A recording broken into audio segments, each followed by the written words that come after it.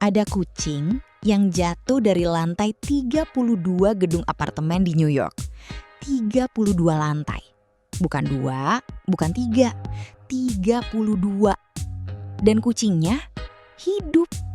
Cuma patah gigi sama luka ringan di paru-paru. Selama ini kita selalu dengar, kucing punya 9 nyawa. Makanya dia selalu selamat, jatuh dari mana aja. Tapi kalau kamu nonton sampai habis, kamu bakal tahu kenapa itu bukan soal nyawa cadangan. Ini soal sesuatu yang jauh lebih gila, yang beneran ada penjelasan ilmiahnya. Coba mikir dulu, kenapa harus angka 9? Kenapa nggak 5 atau 100? Ternyata mitos ini udah ada dari ribuan tahun lalu, dan setiap budaya punya versi sendiri. Di Mesir kuno, kucing itu hewan suci. Ada dewi namanya Bastet, digambarkan berkepala kucing, dianggap pelindung rumah tangga. Orang Mesir percaya kucing itu setengah dewa, jadi wajar kalau dianggap susah mati. Terus di Inggris ada pepatah lama, "A cat has 9 lives. For 3 it plays, for 3 it strays, for the last 3 it stays." 3 masa main-main pas kecil, 3 masa keluyuran, 3 terakhir baru diem di rumah. Ini semacam metafora buat siklus hidup kucing.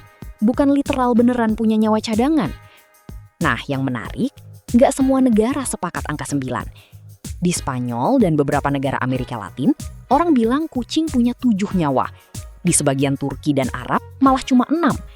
Jadi angkanya beda-beda, tapi intinya sama. Kucing dianggap makhluk yang susah banget mati. Terus, gimana mitos ini nyampe ke zaman sekarang? Ke zaman TikTok dan YouTube? Disinilah internet berperan. Ada kucing namanya Sugar, jatuh dari lantai 19 apartemen di Boston, selamat, cuma patah rahang. Ada juga video kucing jatuh dari balkon lantai 5. Jalan lagi, kayak nggak kenapa-kenapa. Cuma nunduk-nunduk bentar, terus lari masuk rumah. Setiap kali video kayak gini viral, komentarnya selalu sama. Pantesan ada julukan 9 nyawa. Kucing emang beda spesies ini. Dan itu masuk akal sih kalau kita mikir simpel. Logikanya, makin tinggi jatuh, makin parah cederanya. Itu berlaku buat kita, buat kebanyakan hewan. Tapi kucing kayak nggak ngikutin aturan itu. Nah, ini bagian yang bikin geleng-geleng kepala. Tahun 1987, ada dokter hewan di New York yang ngumpulin data ratusan kasus kucing yang jatuh dari gedung tinggi, yang dibawa ke rumah sakit hewan. Dan hasilnya aneh banget. Harusnya kan makin tinggi jatuhnya, makin parah lukanya. Terus makin gede juga resiko matinya. Itu logika biasa. Tapi datanya nunjukin, kucing yang jatuh dari lantai 7 ke atas justru cederanya lebih ringan dibanding yang jatuh dari lantai 2 sampai 6. Bukan cuma sedikit lebih ringan, beda jauh. Gimana bisa? Ini yang bikin fenomena ini dikasih nama khusus sama dunia kedokteran hewan, high-rise syndrome. Dan jawabannya bukan soal nyawa cadangan. Ini soal tubuh kucing yang didesain kayak alat canggih dari alam.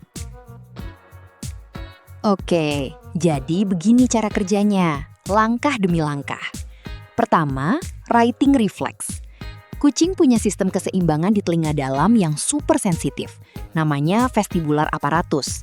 Begitu tubuhnya mulai jatuh dan kepalanya nggak ngadap ke atas, otak langsung ngirim sinyal buat muter badan.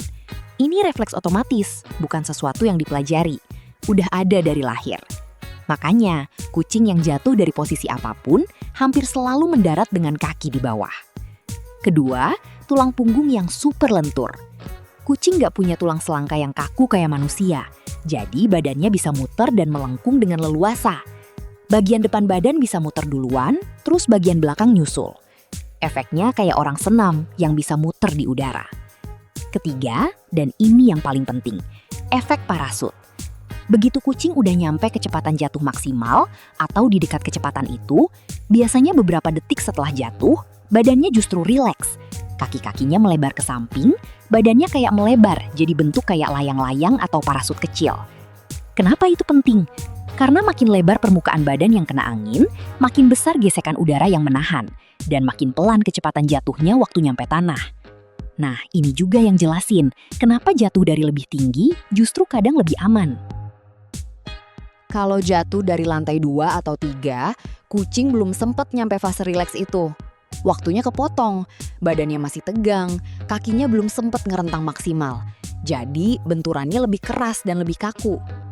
Tapi kalau jatuh dari lantai 7 ke atas, ada cukup waktu buat badannya ngerentang penuh kayak parasut. Jadi pas nyampe tanah, kecepatannya udah lebih stabil dan tenaganya lebih tersebar merata ke seluruh badan, bukan numpuk di satu titik. Itu sebabnya di data rumah sakit tadi, kucing dari lantai tinggi lebih sering selamat dengan luka ringan dibanding yang jatuh dari ketinggian menengah. Biar kebayang angkanya, kecepatan terminal itu kecepatan maksimal yang bisa dicapai pas jatuh bebas, sebelum gesekan udara nyimbangin gaya gravitasi. Jadi kecepatannya nggak nambah lagi, walau jatuhnya makin lama. Manusia, kecepatan terminalnya sekitar 190-200 km per jam. Kucing, karena badannya kecil dan bisa ngerentang lebar kayak parasut tadi, kecepatan terminalnya cuma sekitar seperempatnya, sekitar 60-100 km per jam. Dan buat nyampe kecepatan itu, kucing butuh waktu sekitar 5 detik jatuh bebas, yang setara ketinggian kira-kira lantai 5 ke atas. Di bawah itu, kucing belum sempat nyampe kecepatan segitu, jadi belum sempat juga masuk ke posisi rileks parasutnya. Balik lagi ke kasus di awal video tadi. Kucing yang jatuh dari lantai 32 itu. Ceritanya, kucing itu lagi duduk santai di jendela yang kebuka. Kemungkinan lagi ngintip burung di luar. Terus entah kepleset atau kaget, dia jatuh dari ketinggian yang setara sekitar 100 meter lebih. Orang-orang yang lihat di trotoar udah nyangka, kucingnya pasti nggak selamat. Jatuh dari situ, manusia aja hampir pasti nggak akan selamat. Tapi, begitu dibawa ke dokter hewan darurat, hasilnya bikin semua orang di ruangan itu diem sebentar. Cuma ada luka ringan di paru-paru, sana satu gigi yang patah. Nggak ada satupun tulang yang retak. Dokter yang nanganin bilang, ini salah satu bukti paling ekstrim dari high-rise syndrome. Waktu jatuh yang panjang justru ngasih kesempatan penuh buat 3 mekanisme tadi bekerja maksimal. Si righting reflex, tulang punggung lentur, sama posisi parasut. Tapi biar adil, saya juga mau ceritain kasus sebaliknya. Ada laporan kucing yang jatuh cuma dari lantai 3, tapi nggak selamat. Karena posisi jatuhnya kepala duluan, dan waktunya kepotong sebelum badannya sempat muter sempurna. 2 kasus ini kalau digabung justru makin nunjukin satu hal penting. Ini bukan soal makin tinggi makin aman. Ini soal cukup nggaknya waktu buat refleks tubuh kucing sempat kerja sepenuhnya. Ini penting banget dan sering disalahpahamin orang. Ini bukan berarti kucing kebal atau nggak akan mati kalau jatuh dari tinggi. Ada juga kasus kucing yang tetap mati walau jatuhnya dari lantai tinggi karena luka dalamnya parah, kayak paru-paru robek atau tulang rahang hancur dan butuh operasi mahal buat selamat. Dan ada satu hal yang jarang dibahas.